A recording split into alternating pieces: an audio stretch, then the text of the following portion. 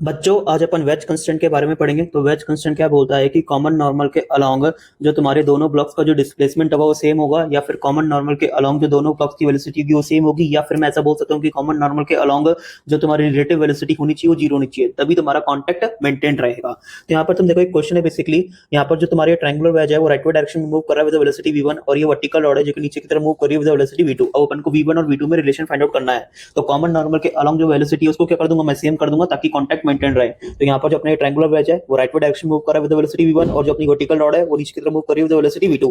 ये अपना common normal हो गया। तो तुम देखो v1 का कॉमन नॉर्मल के अलोंग जो कंपोनेंट आएगा वो कितना आएगा, v1 cos 90 minus थीटा, और ये v2 का कॉमन नॉर्मल के अलोंग जो कंपोनेंट आएगा वो कितना आएगा, v2 cos थीटा। तो दोनों को क्या कर दिया, मैंने इक्वेट कर दिया। तो यहाँ से अपने को रिलेशन मिल गया है v1 is equal to v2 cot theta.